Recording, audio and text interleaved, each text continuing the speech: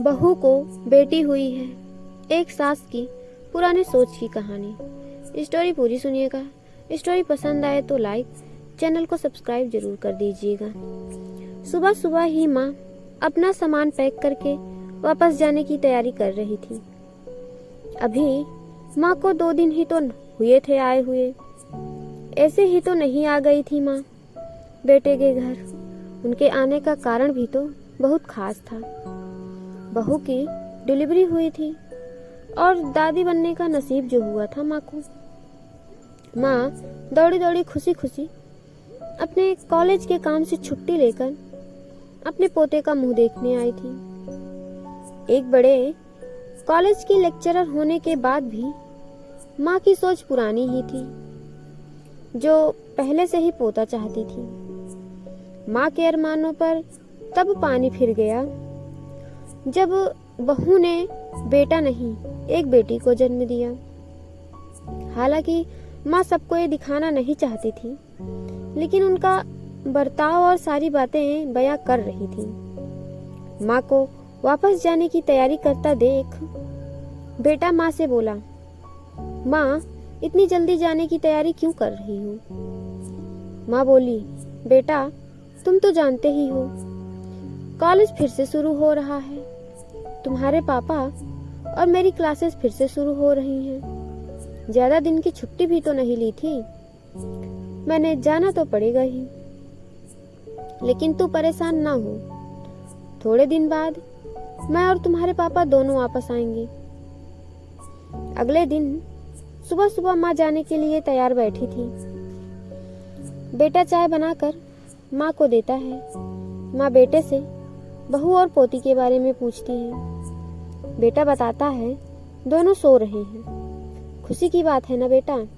माँ बेटे से बोलती है, तेरे यहाँ लक्ष्मी ने जन्म लिया है, लेकिन मेरी मानो तो अब तुम और बहू मिलकर एक और बच्चा प्लान कर लो, जिससे तुम्हारा परिवार पूरा हो जाए।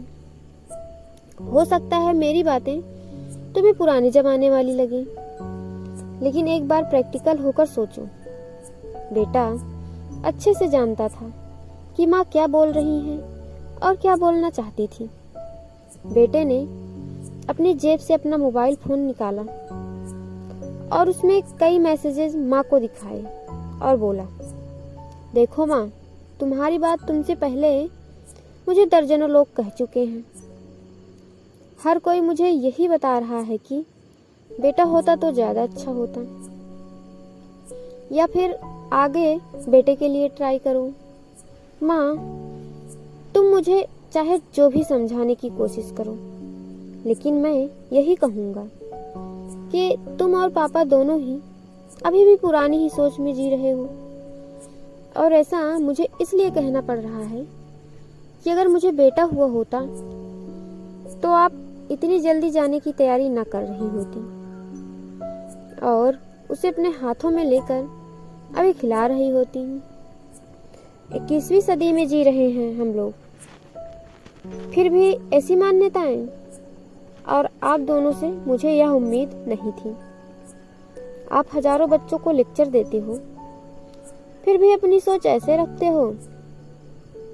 अगर आप ऐसा मानते हो कि बेटा और बेटी दोनों होंगे तभी फैमिली कंप्लीट होगी, तो मेरे एक सवाल का जवाब दीजिए, मैं अकेला क्यों हूँ माँ? मुझे कोई बहन क्यों नहीं है माँ? माँ के पास बेटे के सवालों का कोई जवाब न था।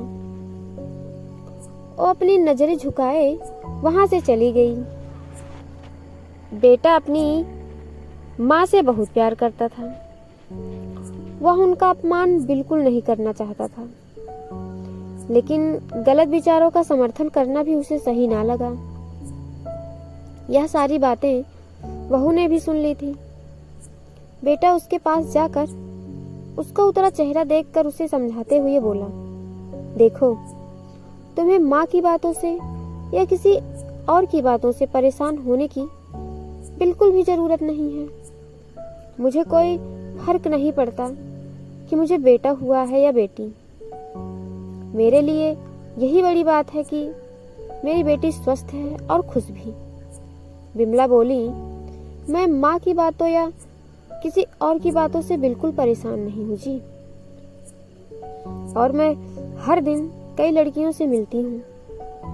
अचरज की बात यह है कि मुझे आज तक एक भी लड़की ऐसी नहीं मिली जो कहती हो कि लड़की होने से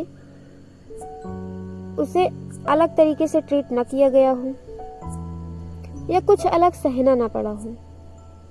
मैं खुद एक औरत हूँ और इस बात का अनुभव मैंने भी किया है। और अब जब हमारे घर में भी एक लड़की ने जन्म लिया है तो मैं भी परेशान हूँ। पति अपने पत्नी को समझाते हुए कहता है, देखो जी, कितनी सारी लड़कियां हैं जिन्होंने देश के लिए क्या क्या नहीं किया। उनको भी इस सब का सामना करना पड़ा होगा, लेकिन उन लोगों ने खुद को साबित किया है और उन्हीं की वजह से आज सभी लड़कियों को हिम्मत मिलती है। और मेरी बेटी की हिम्मत तुम हो विमला, तुम। हमारी बेटी की हिम्मत और ताकत हम बनेंगे। दोस्तों, सिर्फ महिला दिवस मना लेने से और देवियों की पूजा कर लेने से लड़का और लड़की में समानता नहीं आएगी। यह समानता तब आएगी जब हम लोग अपने अंदर के विचार बदलेंगे। स्टोरी कैसी लगी? इस स्टोरी पे आपकी क्या राय है? हमें कमेंट करके जरूर बताइएगा। स्टोरी पसंद आए तो स्टोरी को लाइक और चैनल को सब्सक्राइब जरूर करिएगा।